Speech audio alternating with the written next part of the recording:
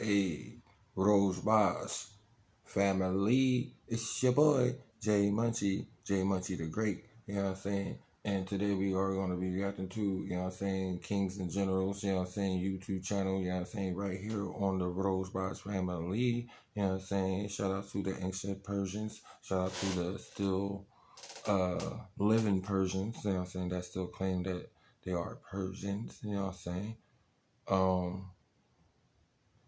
And with no further ado, we're going to be reacting to Cyrus the Great, the almighty Cyrus the Great. You know what I'm saying? Persia Rises, Part 1. This is the Achaemenid, the Achaemenid Persian Empire. You know what I'm saying? So with no further ado, let's get straight into this video. I hope you guys enjoy it. Let's learn something together. You know what I'm saying? And most of y'all that's Persians or Iranian or Aryan descent or just study the Persian history, you probably already know this. You know what I'm saying? But people that CE millennium, never did, many let's peoples inhabit the lands of modern-day Iran. The indigenous Elamites are huddled in dwellings near the north.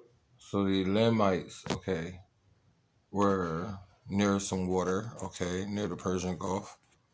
So the Median Empire, okay.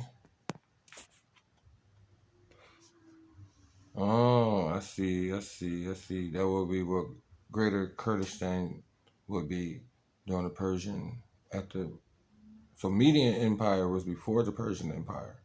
Yes or no? Let me know in the comment section. I guess I'm about to find out in this video though. We got a region or a sign called Sakans, Perdices. That might be Persepolis, where Persepolis Persian Gulf, and are surrounded by two groups with a common ancestry. The Medes to their northwest, right, and the nomadic Persians, who have settled the regions lower along the eastern side of the Persian Gulf and its southern regions. Events are in motion that will give rise to the largest empire the world had yet been witness to. A king by the name of Cambyses rules over the city-state of Anshan in the old Elam Empire lands adjoining the northeast of the present Persian Gulf. Anshan is a vassal city to the Median Empire that stretches from the area north and east of the Persian Gulf into modern-day Turkey. Cambyses' son, Cyrus, so if they were a vassal, if the Persians were a vassal towards the Median Empire, that would mean that the Persians, no disrespect, somehow gained more power to one day take over the Median Empire. But the Median Empire were over the Persians at this time.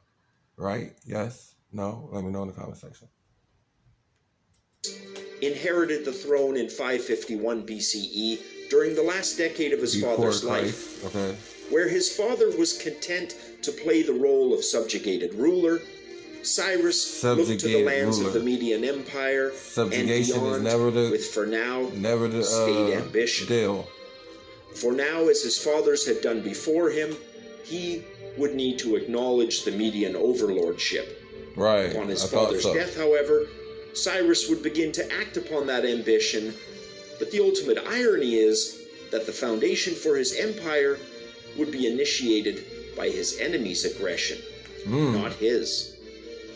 Ruling the Median Empire was Astyages, a warrior king whose name translated to lance hurler. According to the Nabonidus I heard of that name before. Astyages launches an attack against Cyrus. He tasks Harpagus, his top general, with leading this attack. However, Harpagus turns double agent and notifies Cyrus of the plan, encouraging him to revolt against Media, and then defects, taking with him several other members of the Median nobility and a large... So I was right. So they was under the Medes. So the Medes actually were rulers over the Persians. Something that I never knew. Of his army. The resulting hostilities and conflict last a full 3 years. I know some of y'all been trying to tell me, but y'all don't know how to tell me the correct way. Which results in the capture of Ecbatana. Cyrus now rules over the Median lands and its vassal states, one of which was ruled by an uncle of his named Arsames, who offers up his throne. However, he would still have a role to play in the leadership of the Achaemenid Empire through his grandson, who would later become Darius the Great. Okay. The Lydian king Croesus attacks the Achaemenid city of Pteria in Cappadocia and enslaves its inhabitants. The Persians offer the citizens of Ionia in another part of the Lydian kingdom a chance to revolt against their ruler, but they refuse this gesture. Cyrus then assembles his army and meets Croesus' forces at the mountain town Pteria, which straddles the border river Halys. Croesus fields a smaller army than that of Cyrus, and despite both sides taking almost equal heavy losses, Croesus makes the decision to retreat back over the river Halys. This pushes the front line firmly into his Lydian territory, with Croesus on the defensive and Cyrus in pursuit. On the flanks of both the Lydian and Persian armies are cavalry. They are placed in front of the chariots.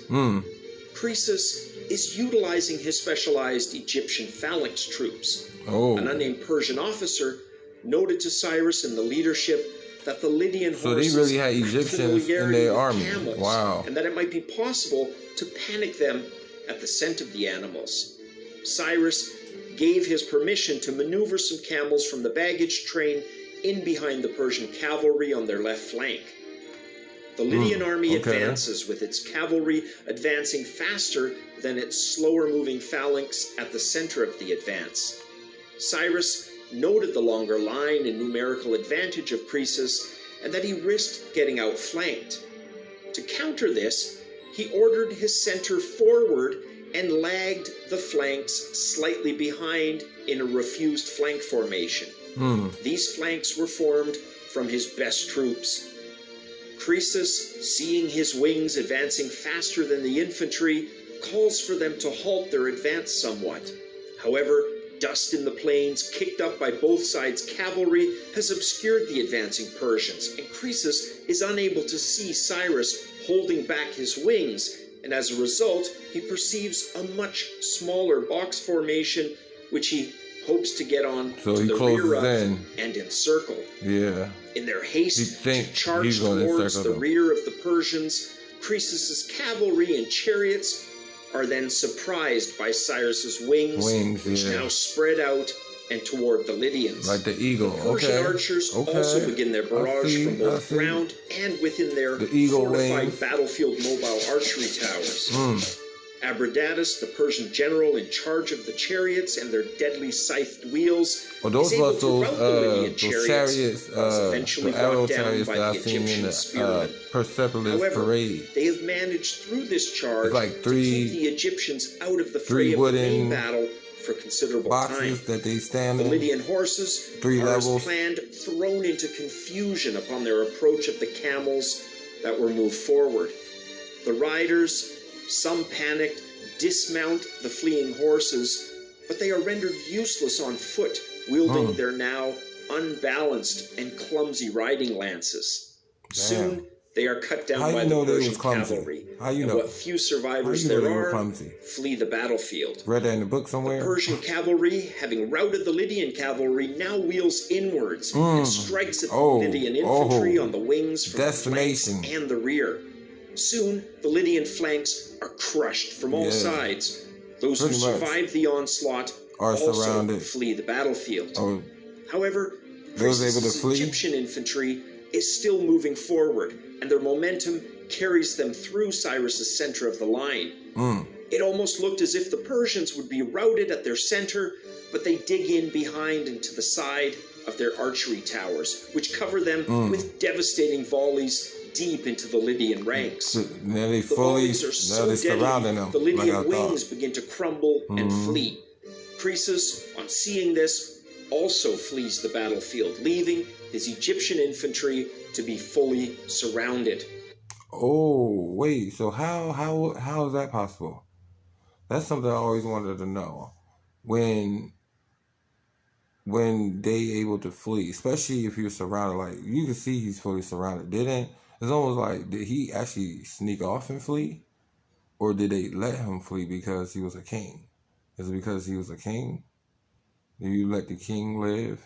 If I guess the other king decides to let them live, or the army decides to let them live, I don't know how that works. Y'all let me know in the comment section though. Hope you guys enjoyed this reaction video, you know what I'm saying? Make sure you smash that like button, make sure you subscribe, turn on your post notifications. This was very interesting, you know what I'm saying? We actually got to see, you know what I'm saying, a display of the battle, you know what I'm saying, showcase of the battle, you know what I'm saying? And what was the name of this battle? Was this the Battle of Dara or what? Let me know in the comment section. You know what I'm saying? I do know they was fighting the Lydians and the Ionians. And that was an island. So what is the name of that